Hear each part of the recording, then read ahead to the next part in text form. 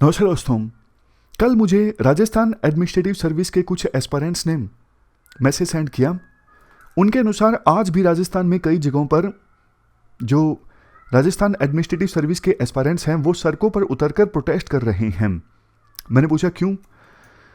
उन्होंने देखो कई सारी बातें बोली, जिसमें से सबसे मेन ये है, अभी जो आरएएस का मेंस कंडक्ट होने वाला है ना, उसके लिए कमीशन ने सिलेबस में चेंज कर दिया, सिलेबस में बदलाव कर दिया, नया सिलेबस ऐड कर दिया। आपको लगा होगा क्या दिक्कत है। देखो कमीशन ने यह किया, प्री के एग्जाम के कंडक्ट होने के बाद आप जब यूपीएससी का नोटिफिकेशन रिलीज होता है, फॉर्म भरते हो, तो सिलेबस आपको पता होता है। उसके बाद एग्जाम साइकिल के बीच में सिलेबस में बदलाव नहीं किया जा सकता, लेकिन राजस्थान पब्लिक सर्विस कमीशन ने यह कर दिखाया है। उन्होंने प्री कंडक्ट करवाया और प्री के रिजल्ट के एक हफ्ते बाद उन्होंने सिलेबस चेंज कर दिया और बोला कि जो आपको मेंस लिखना है अब इस नए सिलेबस के हिसाब से लिखना है। हालांकि देखो कुछ लोग ऐसे भी हैं जो ये बोल रहे हैं कुछ ज़्यादा बदलाव नहीं हुआ है सिलेबस में, सिलेबस को और ज़्यादा स्ट्रक्चर बना दिया गया है और ज़्यादा थोड़ा एक्सपेंड कर दिया गया है। एग्जाम्पल के तौर पर एफआरबीएम एक्ट इकोनॉमिक्स में हम वैसे भी पढ़ते हैं, लेकिन उसको अब एक्सप्लिसिटली सिलेबस में लिख दिया गया है।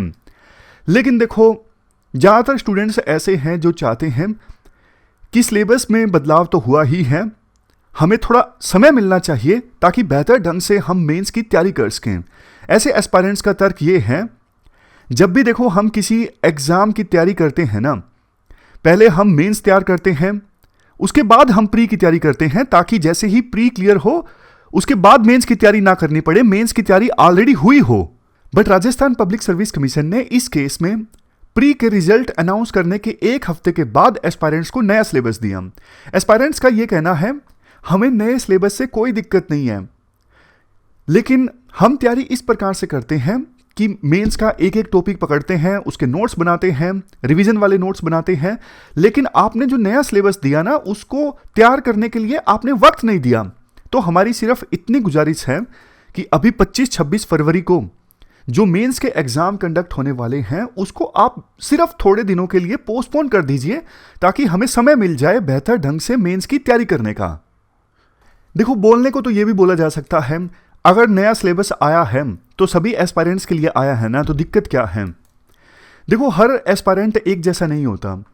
कुछ एस्पायरेंट्स ऐसे हो सकते हैं चेंज को अडेप्ट करने की जिनकी कैपेबिलिटी ज़्यादा है, लेकिन कुछ एस्पायरेंट्स ऐसे हो सकते हैं जिनको चेंज से अडेप्ट करने की जो कैपेबिलिटी है वो थोड़ी कम हो। सबकी अपनी अपनी स्ट्रेंथ और वीकनेस होती है। और वैसे देखो एग्जाम अगर कुछ दिनों के लिए पोस्टपोन होता है तो उसका फायदा भी सभी एस्पायरेंट्स को मिलेगा ना, सभी एस्पायरेंट्स को ज़्यादा समय मिल जाएगा और बेहतर ढंग से मेंस की तैयारी करने का। वैसे देखो राजस्थान पब्लिक सर्विस कमीशन बाकी कमीशंस की तरह एक कॉन्स्टिट्यूशनल बॉडी है, लेकिन जहां एक तरफ हमने गुजरात पब्लिक सर्विस कमीशन के बारे में डिस्कस किया था, उनका कामकाज अच्छा है, लेकिन राजस्थान पब्लिक सर्विस कमीशन की जो फंक्शनिंग है ना इतनी अच्छी नहीं है। राजस्थान के एस्पायरेंट्स कम से कम 2-3 साल एक ही एग्जाम प्रोसेस में उलझे रहते हैं। लास्ट बार राजस्थान पब्लिक सर्विस कमीशन ने एग्जाम कंडक्ट किया था 2018 में, फाइनल रिजल्ट आया 2021 की जुलाई में, मतलब 3 साल बाद फाइनल रिजल्ट आया। इसी बीच एस्पायरेंट्स आयोग और हाईकोर्ट के बीच झूलते रहे। बाद में करप्शन की न्यूज़ भी एस्पायरेंट्स के सामने आई और इससे एस्पायरेंट्स डीमोटिवेट हुए। राजस्थान का जो पब्लिक सर्विस कमीशन का इतिहास है ना, शुरू से ही सवालों के घेरे में रहा है। 2010 से 2022 के बीच सिर्फ 4 एग्जाम हुई। हर साल एग्जाम क्यों नहीं कंडक्ट हो सकता भाई, जब गुजरात पब्लिक सर्विस कमीशन करवा सकता है, दूसरे कुछ पब्लिक सर्विस कमीशन करवा सकते हैं, तो आप क्यों नहीं करवा सकते। उसमें भी बिना हाईकोर्ट के इंटरवेंशन के कोई भी एग्जाम पूरी नहीं हुई। अभी 2021 की प्रीलिम की आंसर की से 6 क्वेश्चंस डिलीट कर दिए और आयोग का जवाब यह था ऐसा हो जाता है, कोई बड़ी बात नहीं है। अरे यार क्या बात करते हो।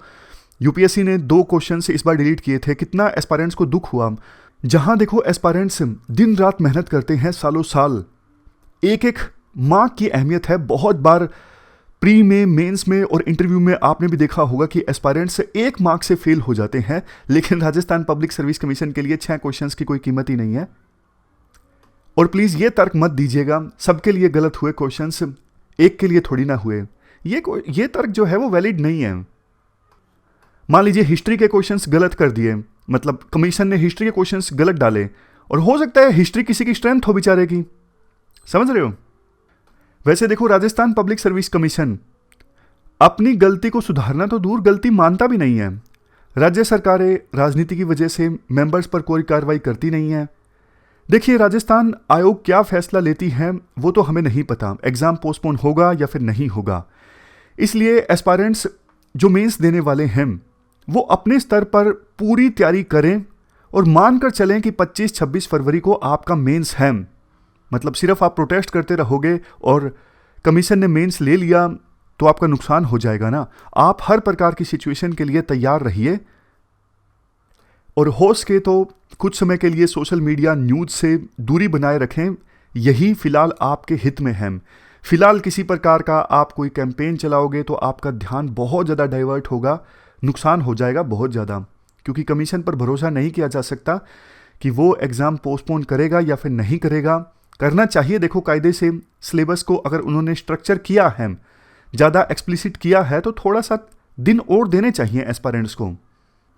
और लास्ट में सभी एस्पायरेंट्स की तरफ से देखो, मैं तो यही बोलना चाहूँगा, कोई भी कमीशन हो, चाहे वो राजस्थान पब्लिक सर्विस कमीशन हो या फिर दूसरा कमीशन हो, वो एस्पायरेंट्स के भविष्य के साथ खिलवाड़ करना बंद करें।